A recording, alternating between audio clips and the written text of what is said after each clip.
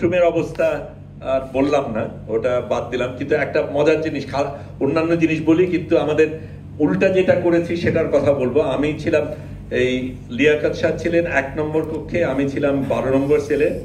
7 নম্বর সেলে যারা ছিল তারা একটা মজার কাজ শুরু করলো। ওর মধ্যে তারা, আপনারা ওই যে কি জানি গানটা, না লেবো প্যালেস্টিনা, ওই যে বিদ্রোহী গানটা বেলাচাও, বেলাচাও গানটা তো আপনারা জানেনি।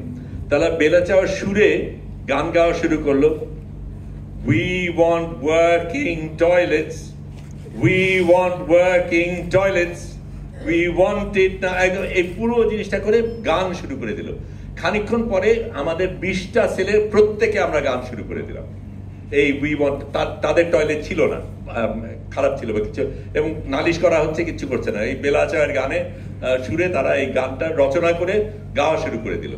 তার একটা স্ট্র্যাটেজিক কারণও ছিল। ওই সময় অনেকগুলি দেশের যারা কনসাল জেনারেল তারা এসেছিল দেখা করার জন্য, এবং তাদের সাথে তো আমাদের যোগাযোগ করার কোনো উপায় নাই।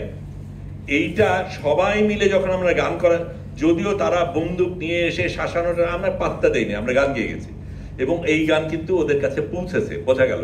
কারণ তারপরে তাদের ওই সেল থেকে আরেক সেলে সরানো হয়েছে। বাথরুম ঠিক করা হয়নি, কিন্তু সেল বদলানো হয়েছে। আরেকটা কি জানি ছিল বললে,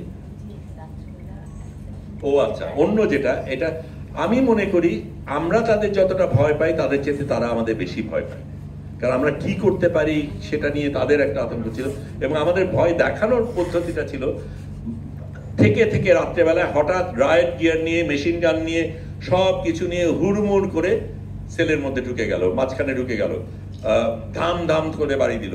আমরা ওর মধ্যে ঘুমাতে চেষ্টা করছি, ঘরের মধ্যে এসে চিৎকার টিৎকার হয়ে দাঁড়াও, এই করো ওই করো, এই ধরনের জিনিস করছে।